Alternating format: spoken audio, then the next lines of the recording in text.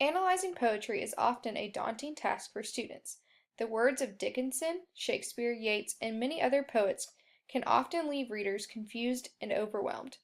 However, poetry doesn't have to be a nightmare. Instead, you can crack the case of poetry by systematically analyzing poems in small chunks.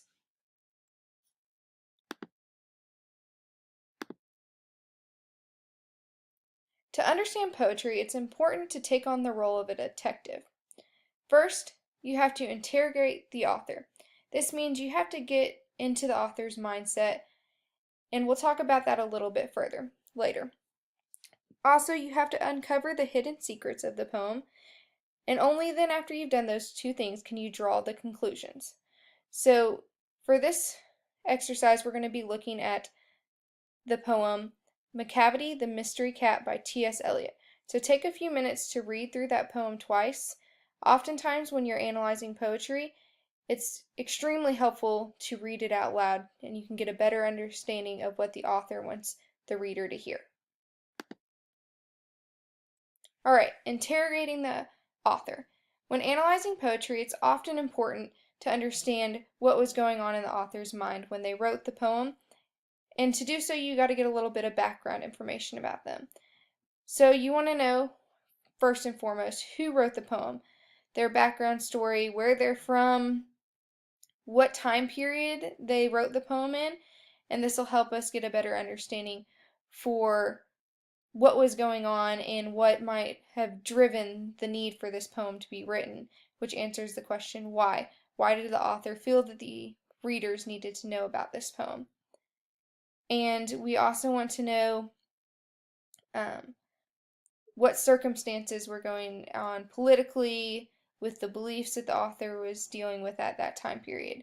So it's important to do some research about the author to get a better understanding of how to approach analyzing the poem.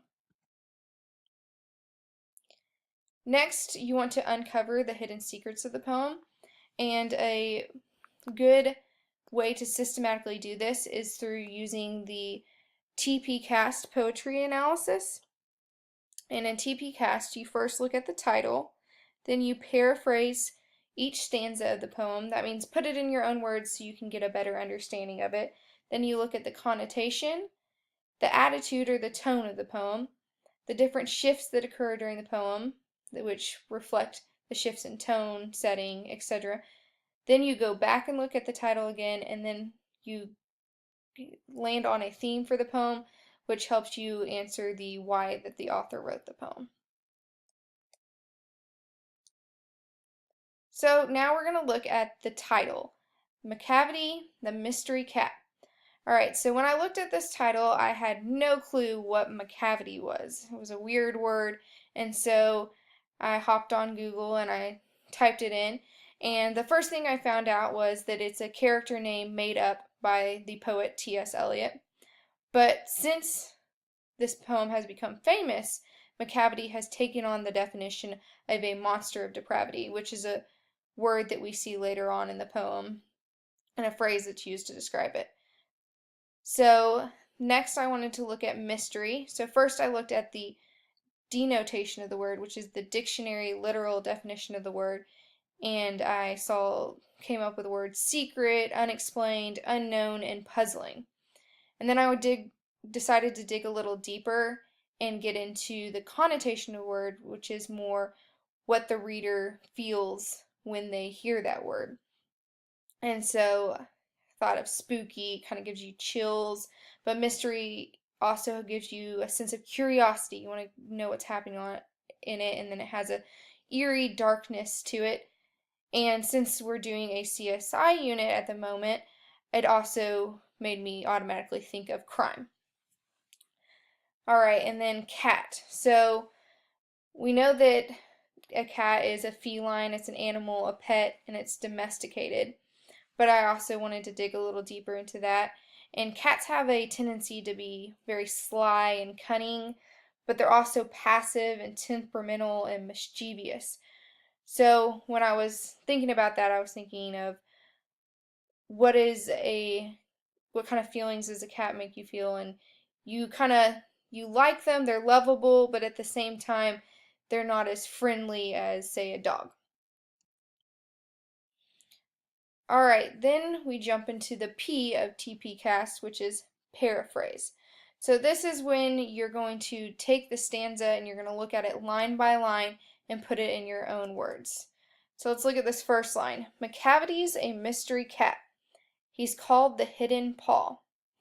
So I come back over here and I see, okay, I put it in my own words, McCavity equals mystery cat, and then in quotes as his nickname, the Hidden Paw. Pretty basic paraphrase there. And then for he's the master criminal who can defy the law. So let's dig into that a little bit. So the master criminal, the master is usually the best criminal, so he's the world-renowned best criminal there is, and he is above the law. So that's interesting that not only is he the master criminal, but he even is confusing and leaving the law in his dust. Alright, he's the bafflement of the Scotland Yard and the flying squad's despair. So Scotland Yard was something that I've heard of before. I knew that that was the police in England, but I had to look up flying squad, and that's also another term for English police. So my paraphrase of that is, he confuses the police and is their worst nightmare. For when they reach the scene of the crime, McCavity's not there. Alright, so he disappears from the crime scene before the police can even get there. So that just helps you put it in your own words, so you're not getting all overwhelmed and bogged down by the poet's fancy use of rhyme and literary devices. So after we paraphrased it, then we can jump into the connotation of the poem. And in this part, you're looking at what does the poem have beyond its literal meaning.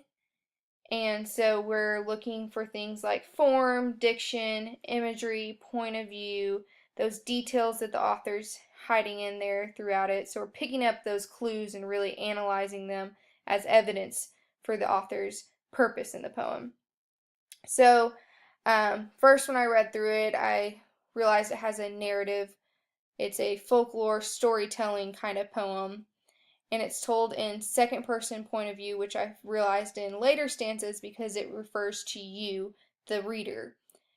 And so those were the first things I picked up in my initial reading, and then I went and dug deeper into a close reading of this first stanza. So McCavity's a mystery cat. Okay, so McCavity's a mystery cat. Well, we're talking about criminals throughout this poem, so criminals are usually people. So this is a metaphor, and the mystery cat, it means he's sly and cunning, and that helps further emphasize the fact that he's a criminal and helps us see deeper into the author's point that it's kind of a playful take on this criminal, this exploration of a criminal. So McCavity is a mystery cat. He's called the Hidden Paw. So Hidden Paw, we realized earlier, that's a nickname, and it has that ominous kind of feel, but it's also very infamous, and he's well known for being this great criminal.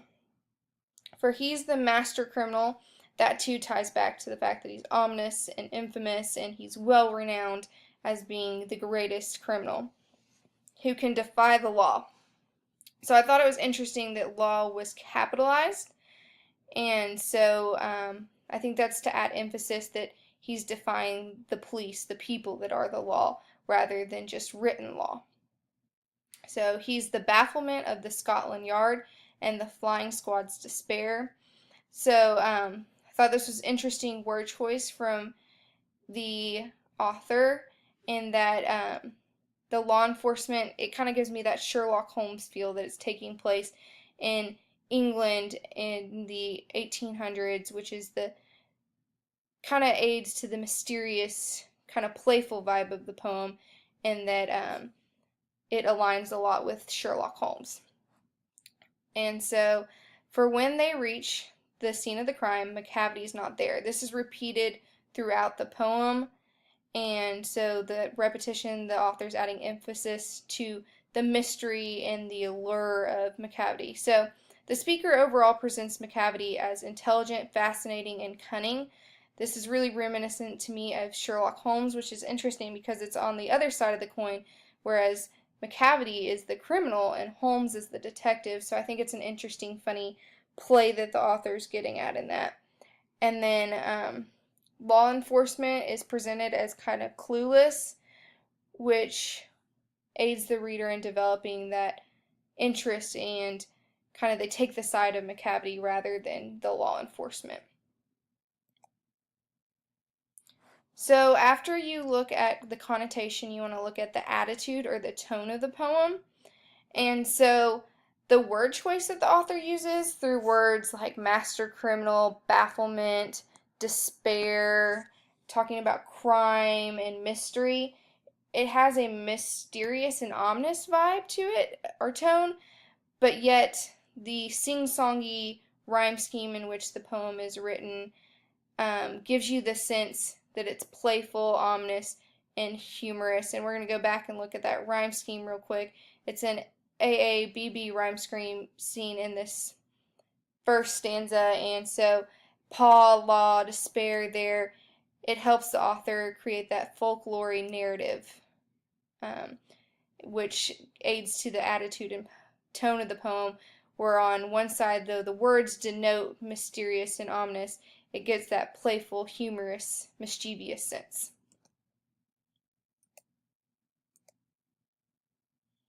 Okay, so now what you're going to do is you're going to look at the other stanzas in the poem and break those down using the T, P, C, and A, and then from there we can find the shifts, the tones and tone setting and voice that happen from stanza to stanza, and then we can reanalyze the title and get a better understanding of how that aids in the purpose and the overall meaning of the poem, and then looking at the theme, what is the overall theme of Macavity the Mystery Cat, and these all will help us to understand that.